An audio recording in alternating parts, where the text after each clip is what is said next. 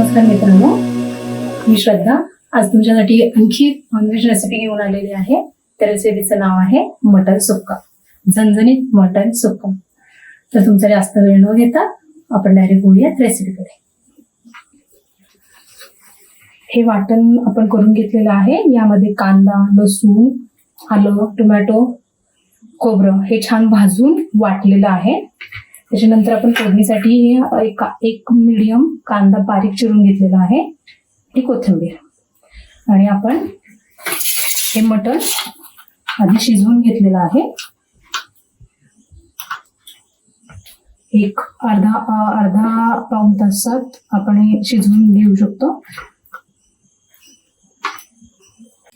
आपण कढईत साधारण 3 टेबलस्पून तेल टाकणार आहोत. ठीक आहे, थोडस तेल टाकू द्यात.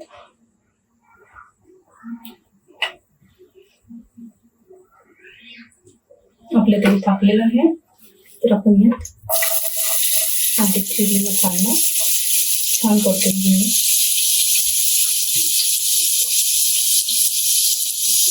थोडीशी तेलातच कोथिंबीर टाकायची.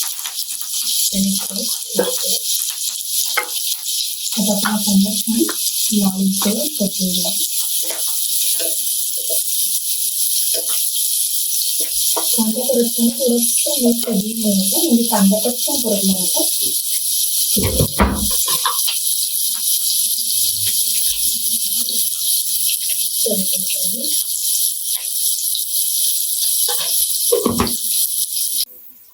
आपला कांदा छान भाजत आलाय. आता आपण यात टाकणार आहोत सुके मसाले.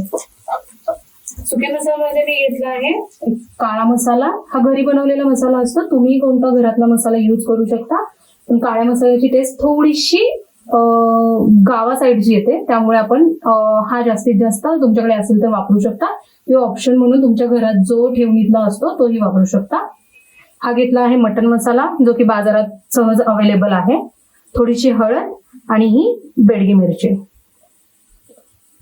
आपण हे सगळे मसाले परतून घेऊया.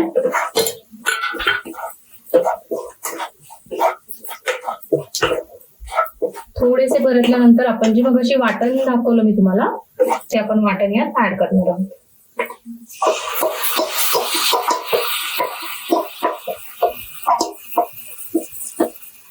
आता हे वाटण छान तेल सोडेपर्यंत परतून घ्यायचंय.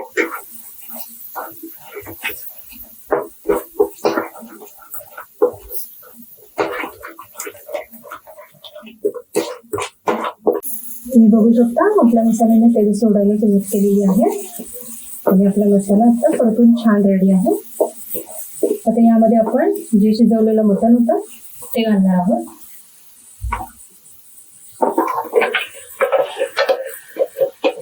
शक्यतो पाणी घालून आपण मटण सुक्का बनवतो, त्यामुळे पाणी शक्यतो घालून होतं.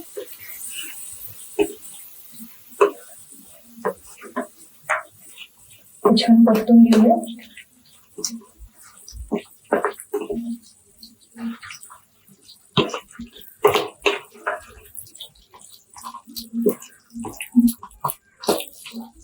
आता हे 5 ते 7 मिनिटं आपण वाफेवर राहू देऊ. त्याने ते मसाला आतपर्यंत छान मोठा जाईल. गॅसवर छोट्या एकदम बारीक गॅसवर आपण हे 5 ते 7 मिनिटासाठी झाकून ठेवणार आहोत.